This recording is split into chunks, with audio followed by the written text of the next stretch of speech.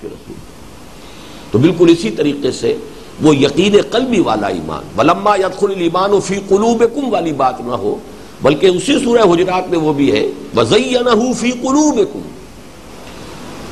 وَلَكِنَّ اللَّهَ حَبَّبَ إِلَيْكُمُ الْإِيمَانَ وَزَيَّنَهُ فِي قُلُوبِكُمْ. اللہ نے تو اے محمد کے ساتھیوں اور صحابیوں، اللہ نے تو تمہارے نزدیک ایمان کو بہت محبوب کر دیا ہے اور اسے تمہارے دلوں میں کھبا دیا ہے، دلوں میں کھب جانا. زینہ فی قلوبکم. تو صحابہ کرام کی تو یہ کیفیت ہے. ادھر وہ لوگ تھے جو نئے نئے ایمان لائے تھے، اور چونکہ ایک رو چل گئی تھی فتح کے بعد جو ہے قبیلے کے قبیلے یدخلون فی دین اللہ افواجا، تو رایت الناس یدخلون فی دین اللہ افواجا، وہاں کیفیت یہ تھی کہ ابھی وہ ایمان والی بات نہیں تھی، لیکن اسلام تھا. ٹھیک ہے، اسلام قبول ہوگا اگر تم اطاعت پر کاربند رہو، دل میں کوئی کھوٹ نہ ہو، کوئی بدنیتی نہ ہو، کوئی بعد میں فساد کا کوئی منصوبہ نہ ہو، کوئی جھوٹ نہ ہو، دغا نہ ہو، فریب نہ ہو. اگر خلوع قلب کے ساتھ یعنی خلوص قلب کے ساتھ ہو تو ایمان ہو گیا.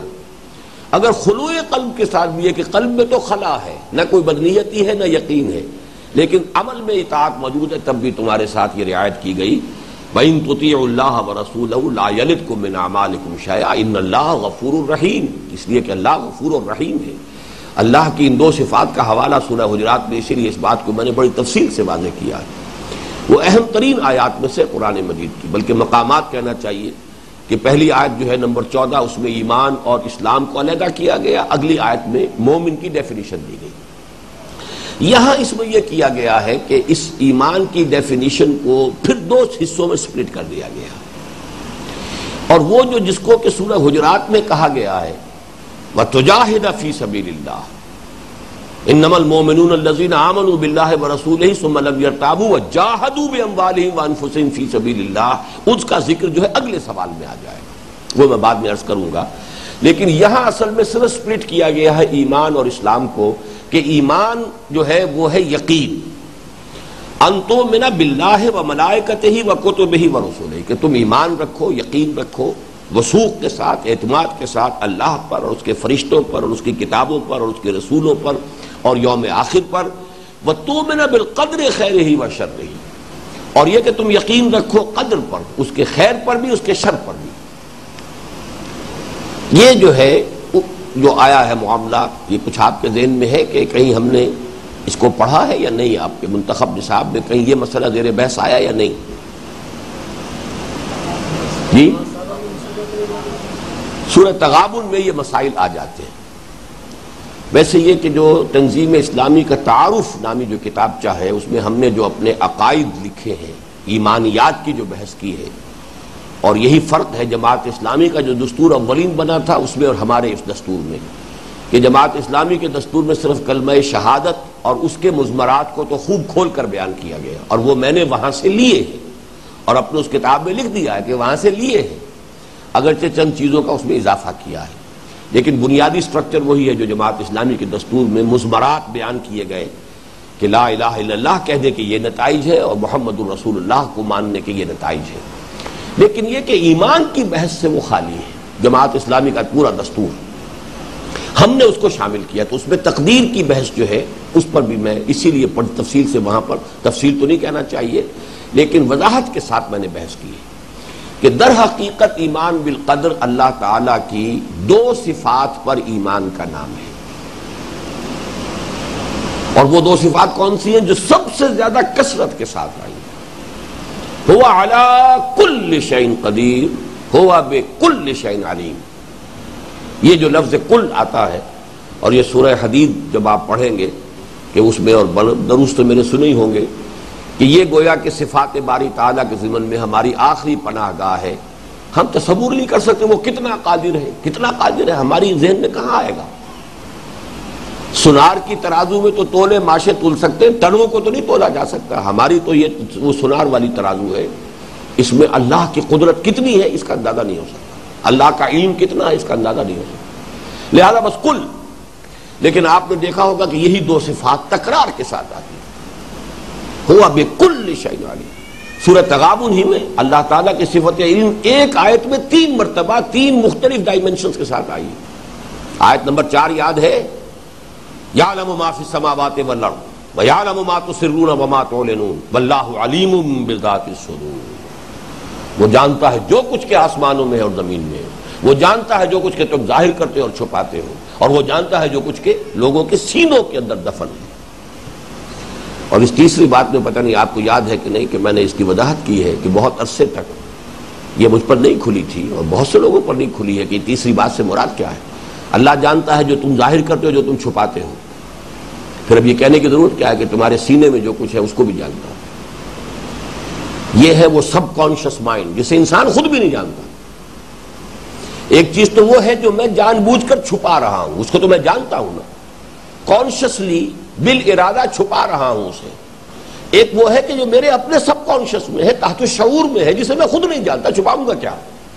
مجھے اس کا ادراک نہیں ہے، مجھے اس کا شعور نہیں ہے، لیکن it is lurking in the sub conscious level, اور وہ اللہ کے علم میں وہ بھی ہے، جو کچھ تمہارے تحت شعور میں ہے اللہ اس کو بھی۔ تو اس حوالے سے یہ تھرڈ ڈائمنشن جو ہے یہ اس آیت کے اندر یعلم ما فی السماوات والارض ویعلم ما تسرون وما تعلنون واللہ علیم بذات الصدور۔ اسی طریقے سے اللہ کی قدرت۔ اچھا، اللہ کی قدرت پر ایمان کا نتیجہ کیا ہے؟ میں ہاتھ تک نہیں ہلا سکتا جب تک کہ اذن رب نہ ہو۔ قادر مطلق صرف وہ ہے، میرے اندر کوئی قدرت نہیں ہے۔ قدرت کس معنی میں؟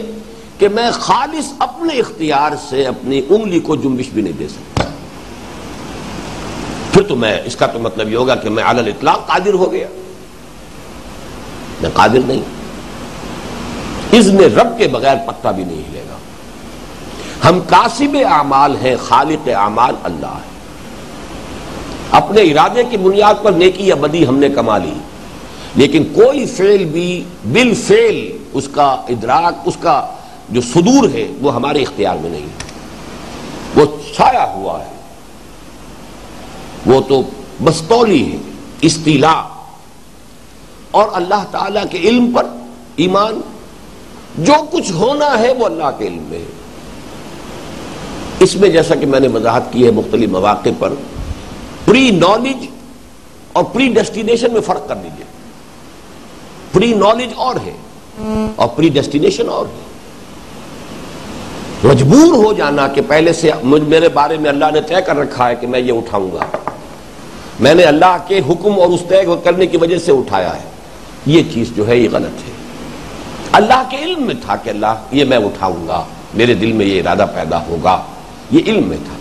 تو پری ڈیسٹینیشن اور پری نالج، جس کی مثال میں دیا کرتا ہوں کہ ایک بچے کے بارے میں سوچئے کہ آپ نے اس کے سامنے کھلونا ڈالا، آپ اندازہ کریں گے کہ یہ اس کی طرف لپکے گا، لیکن وہ آپ کے حکم کے تحت یا آپ کے اختیار سے نہیں بلکہ وہ اپنے اختیار سے لپک رہا ہے اس کی طرف۔ اگرچہ آپ اندازہ کر سکتے تھے کہ میں نے یہ چیز کے آگے ڈالی ہے تو یہ ضرور اس کی طرف متوجہ ہو جائے گا، لیکن آپ کا اندازہ صحیح بھی ہو سکتا ہے، غلط بھی ہو سکتا ہے۔ اللہ کا جو بھی پری نالج ہے وہ غلط نہیں ہے، غلط ہو سکتا نہیں ہے۔ بس یہ دو باتیں جو ہے اگر ذہن کے اندر موجود ہو کہ پری ڈیسٹینیشن اور ہے، پری نالج اور ہے۔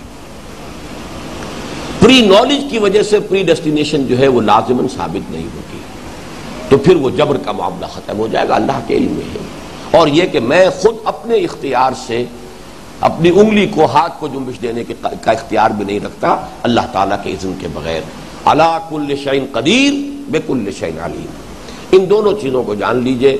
باقی تقدیر کے مسئلے میں بحث کرنے سے حضور صلی اللہ علیہ وسلم نے بڑی سختی کے ساتھ منع کر دیا ہے۔ ایک مرتبہ تو آپ کے چہرے پر بہت ہی ناراضگی کے اور یعنی غضب کے آثار ظاہر ہو گئے تھے کہ کیا میں ان کاموں کے لیے بھیجا گیا ہوں جن باتوں کے بارے میں تم نے بحثیں شروع کر دی۔ اور بدقسمتی سے کچھ ہی عرصے کے بعد مسلمانوں میں یہی بحثیں پھر شروع ہو گئی۔ جب یونان کا فلسفہ آیا اور اس کے نتیجے میں پھر منطق اور فلسفہ اور اس کی جب مسلمانوں کے اندر اشاعت ہوئی تو پھر انہی مسائل کے اوپر بحثیں ہو گئی، یہیں سے اعتزال پیدا ہوا، معتزلہ کا فرقہ پیدا ہوا۔ بہرحال ایمان یہ ہے ان تؤمن باللہ وملائکتہ وکتبہ ورسلہ والیوم الآخر والقدر خیرہ وشرہ۔ خیرہ وشرہ مراد کیا ہے؟ جو شے بھی آ رہی ہے، ما اصاب من مصیبت الا باذن اللہ، کو بھلی آئی ہے یا بری آئی ہے، اور یہ بھلا برا ہونا بھی ہمارے اعتبار سے، ہمیں وہ اچھا لگا یا برا لگا، ہم نہیں طے کر سکتے کہ وہ واقعتاً اچھا ہے یا برا ہے۔ ہمارا احساس یہ ہے کہ یہ چیز جو مجھے ملی، دولت مل گئی، ہم خوش ہیں۔ کوئی سودا تھا، اس کے اندر بڑا نفع ہو گیا، خوشی ہے۔